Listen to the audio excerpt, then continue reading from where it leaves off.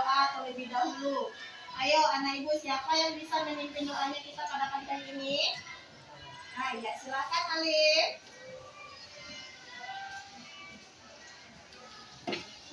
Perhatian, di tempat duduk, siap gerak. Kepada ibu guru, hormat gerak, tegak gerak, berdoa dimulai.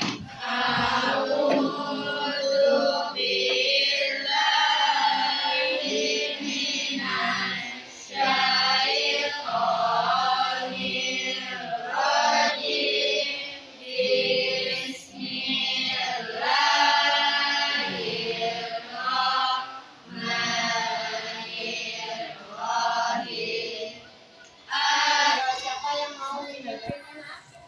Silakan Mutiara.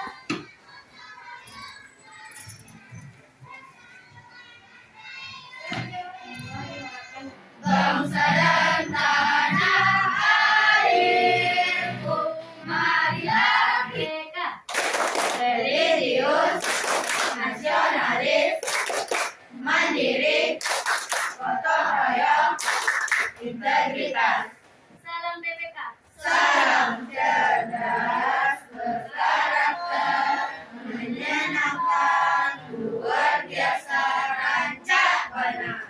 Tepuk hak anak.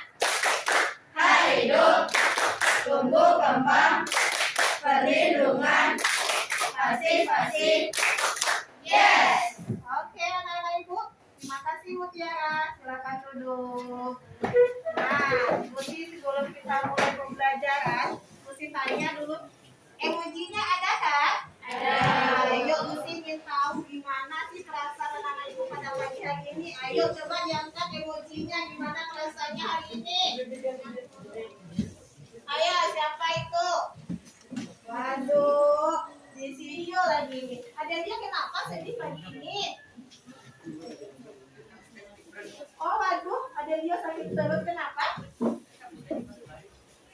Sakit perut, ada sarapan pagi tadi. Mana kabarnya hari ini?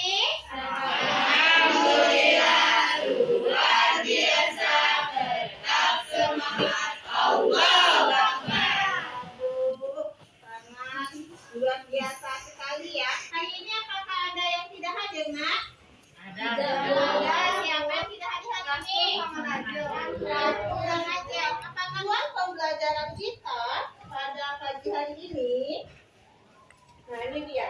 Di mana di sini nanti selesai pembelajaran ini, Musi harapkan kepada anak-anak ibu dengan bertanya jawab, anak-anak ibu mampu menyebutkan hak dan kewajiban masyarakat dalam menjaga lingkungannya.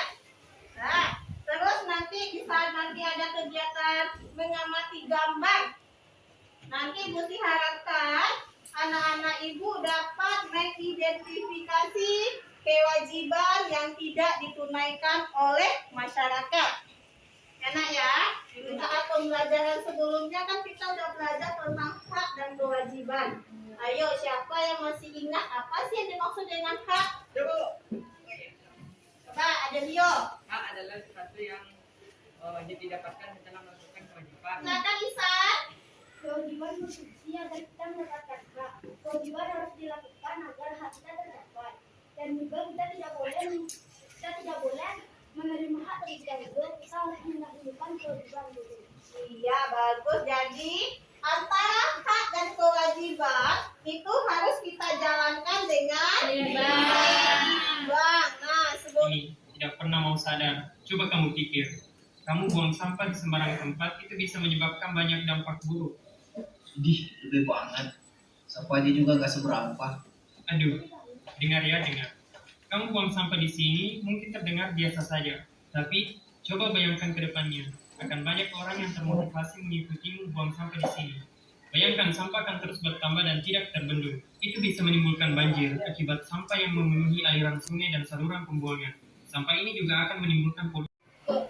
Nah, anak-anak ibu tadi kan sudah menyimak atau menyaksikan video yang musik tayangkan.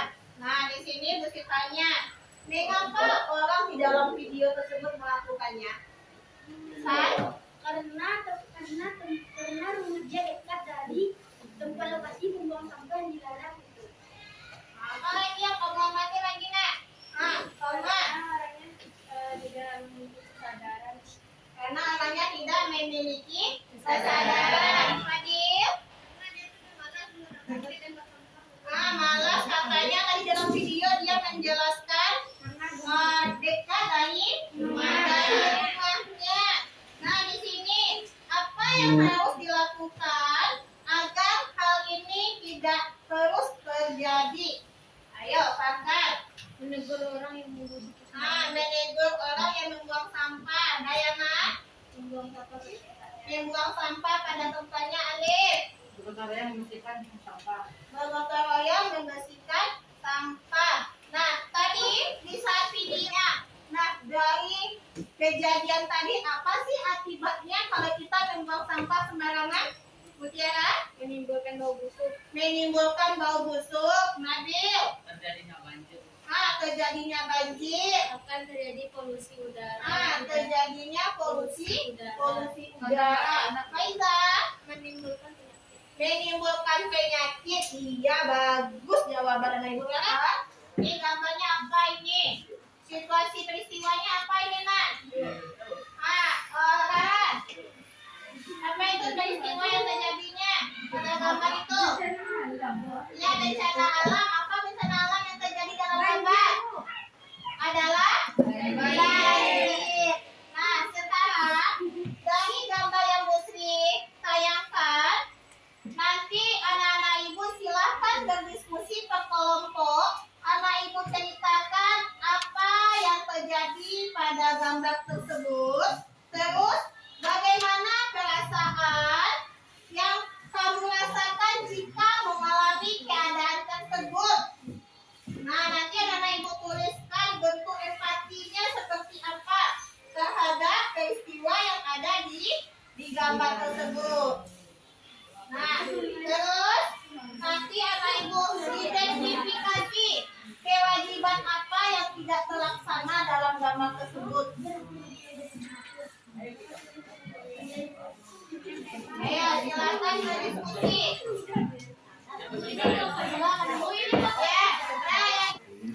Banyaknya orang yang membuang sampah membuang sampah tidak pada tempatnya. Daripada akhirnya terjadi banjir ya. Setelah kamu dapat ceritanya nanti kamu katakan lagi di situ bagaimana perasaan kamu ungkapkan perasaan anak ibu di dalam cerita itu. Perasaannya bagaimana dalam keadaan pada gambar tersebut, rasakan dengan perasaannya seperti apa itu. Nah itu kan akibat tadi akibat dari kan awal dari apa tadi? Ini ya diceritakan dan penyebab semuanya itu masalah sama itu. Nah sekarang kamu berceritakan di sana.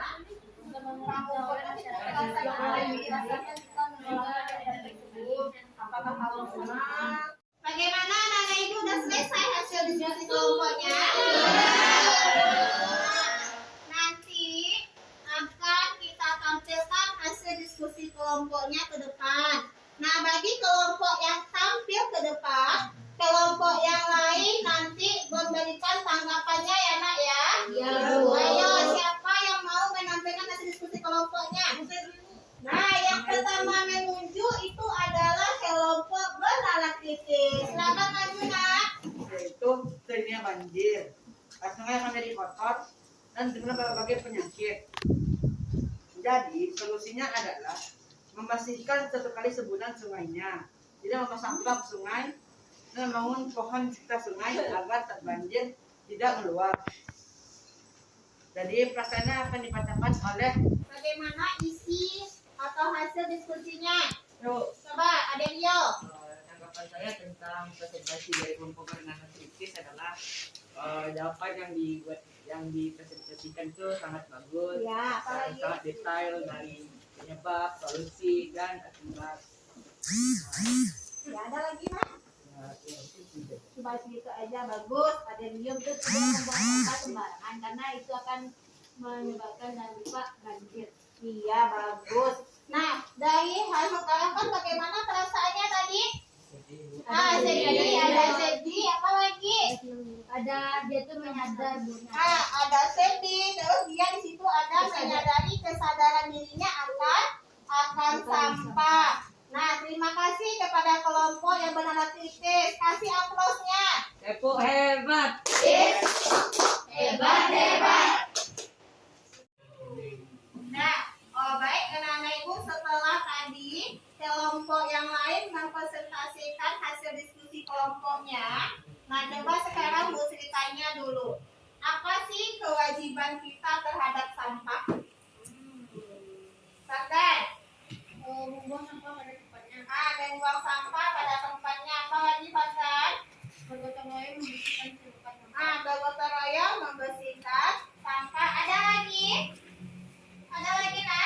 Nah, jadi kita juga punya sebagai pelajar punya juga kewajiban kita dalam mengatasi sampah. Kalau tidak ada kewajiban kita atau lalai kita dengan sampah, apa sih yang terjadi tadi? Dapat terjadinya banjir, polusi udara, dan banyaknya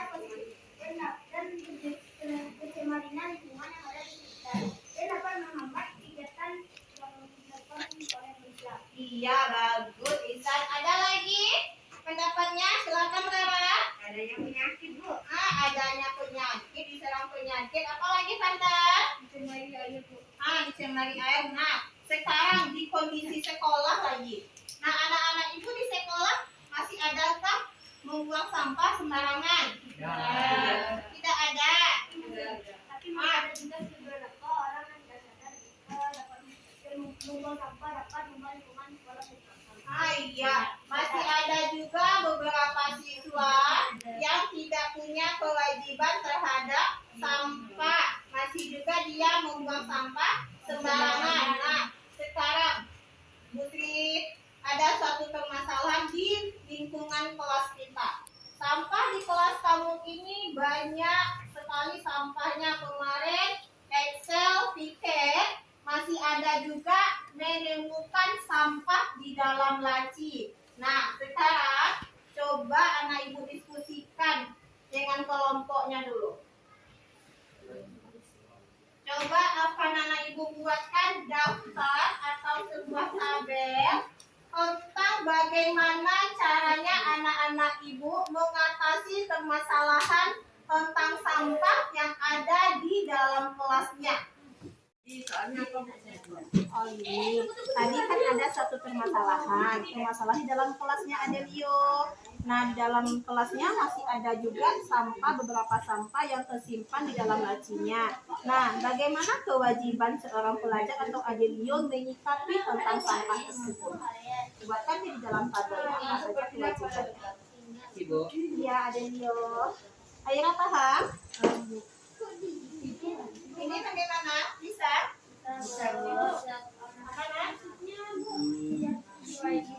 Ya, apa bentuk-bentuk kewajiban yang harus anak ibu lakukan dalam permasalahan tentang sampah di lingkungan kelasnya? Baik, anak-anak ibu tadi Ibu Sri sudah memberikan satu permasalahan. Anak-anak ibu sudah mengidentifikasi kewajibannya sebagai seorang pelajar. Apa tadi permasalahan yang mesti timbulkan tadi? Silakan Pak Nabil. Banyaknya sampah di dalam laci dan juga banyaknya sampah di pojokan kelas, Bu. Iya, banyaknya sampah di dalam laci. Terus adanya sampah di bagian sudut-sudut ruangan kelas kita. Ayo, kelompok siapa yang mau menampilkan hasil diskusinya? Ayo, silakan kelompoknya gotong royong. Itu kita tidak boleh bergantung kepada orang yang piket saja. Karena pastinya orang piket saja itu tidak pasti konsisten untuk membersihkan seluruh kelas yang besar. Yang keenam itu membantu teman yang sedang piket kelas itu berhubung dengan kita tidak boleh bergantung kepada orang piket saja. Oke, siapa yang bisa memberikan tanggapannya? Nah, kelompoknya mandiri. Silakan ambil. Penyampaian kelompok Islam itu sangat bagus dan juga, Bu. Dan juga tergesa-gesa. Ya, bagaimana isi hasil kelompoknya bagaimana? Sudah Sudah perfect ya, sudah bagus ya. Berarti sudah bisa dalam kegiatan hasil diskusinya itu sudah bisa kita terapkan dalam kelas ya anak-anak ibu ya. Sudah. Jadi kalau kita terapkan sesuai dengan hasil diskusi kelompoknya yang ini, maka situasi kelas atau suasana kelas kita bagaimana? Bersih dan nyaman. Kita akan nyaman berada di dalam kelas. Terima kasih kelompoknya gotong royong. Silakan kembali ke tempat duduknya. Ayo berikan aplaus untuk kelompoknya gotong royong. Hebat. Dua jempol. Hebat. Nah, anak-anak ibu, dengan pelajaran kita hari ini ada beberapa yang banyak bisa kita ambil ya. Di mana di sini adalah tentang kebersihan lingkungan, baik itu di dalam lingkungan sekolah, di dalam lingkungan rumah, atau di dalam lingkungan masyarakat. Nah, anak-anak ibu tadi kan sudah tahu apa saja sih akibat yang akan terjadi apabila kita melalaikan kewajiban kita baik sebagai pelajar atau sebagai warga masyarakat. Nah, dari materi yang Muti sampaikan ini ada yang mau bertanya? Tidak ada. Nah, sekarang siapa yang bisa menyimpulkan pelajaran kita pada hari ini? Nah, silakan Mutiara. Kesimpulannya adalah kewajiban masyarakat menjaga lingkungan seperti tidak membuang sampah ke sungai, menjaga kebersihan lingkungan, dan mengadakan gotong royong. Ya, ada lagi yang bisa menyimpulkannya lagi selain itu? Silakan Adelio. Akibat dari membuang sampah sembarangan adalah tercemarnya air, polusi udara, dan penyebab terjadinya banjir. Iya. Nah, jadi dari pelajaran kita hari ini, anak-anak ibu sudah bisa ya menjaga lingkungan kita dengan baik ya, agar kita terhindar dari banjir, polusi udara, apa lagi? Lingkungan atau tercemarnya air, terus penyakit dan polusi udara. Nah, kalau lingkungan kita dalam keadaan bersih atau asri, maka kita dimanapun berada akan terasa nyaman dan senang. Oke, bagaimana perasaan anak-anak ibu setelah kita belajar hari ini? Jadi, Muti harapkan dengan pelajaran kita hari ini, anak-anak ibu bisa menerapkannya dalam lingkungan sekolah atau di dalam kehidupannya sehari-hari. Nah, kita bagaimana kita? Hebat. 6B. Oke, terima kasih. Kita hari ini sampai jumpa besok. Anak-anak ibu tetap ya jaga selalu protokol kesehatan dimanapun anak-anak ibu berada. Assalamualaikum warahmatullahi wabarakatuh.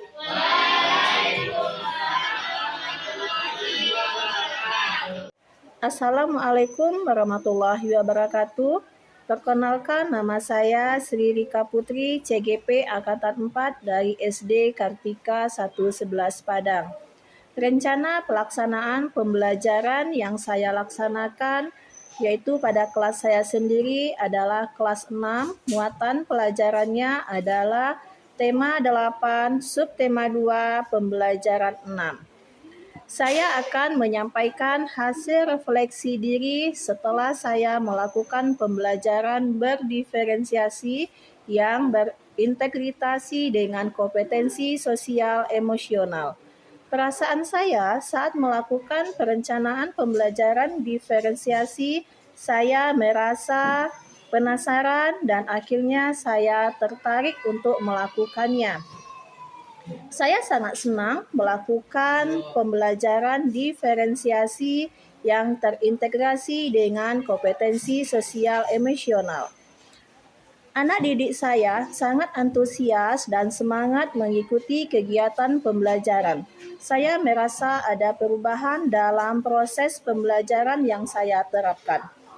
Pembelajaran yang saya dapat dari aksi nyata ini, yang pertama adalah saya memahami kebutuhan dari masing-masing anak. Yang kedua, memetakan kebutuhan mereka berdasarkan minat profil dan kesiapan belajar mereka.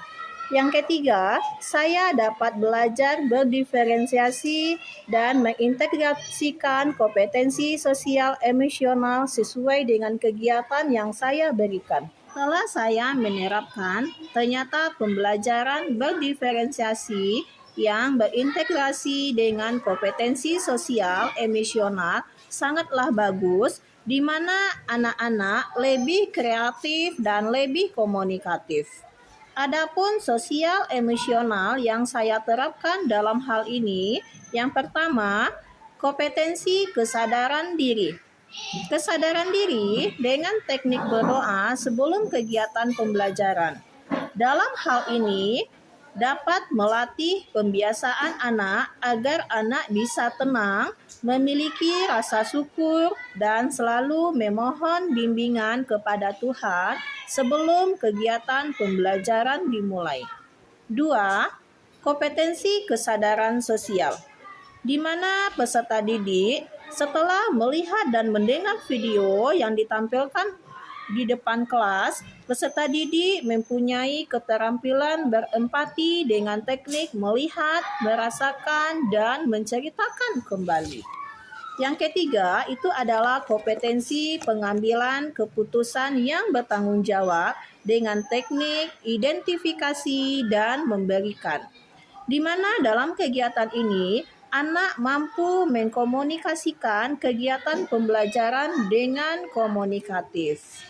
Perencanaan pembelajaran yang perlu saya perbaiki untuk kedepannya adalah saya akan menerapkan kompetensi sosial emosional yang lainnya seperti kesadaran sosial, kemampuan berintegrasi sosial, kesadaran diri, dan pengendalian diri yang nantinya akan saya terapkan dengan berbagai teknik sehingga anak-anak dapat pengalaman belajar yang lebih bermakna untuk pengembangan sosial emosional anak. Pembelajaran berdiferensiasi yang berintegrasi dengan kompetensi sosial emosional saya akan lakukan dengan konsisten terhadap anak didik saya sesuai dengan kebutuhan anak. Saya akan berkolaborasi dengan rekan-rekan guru, kepala sekolah, serta orang tua murid yang mendukung pembelajaran berdiferensiasi demi tujuan pendidikan yang berpihak pada murid. Demikianlah yang dapat saya sampaikan tentang refleksi diri dalam proses pembelajaran berdiferensiasi yang terintegrasi dengan kompetensi sosial emosional. Sekian dan terima kasih. Salam dan bahagia.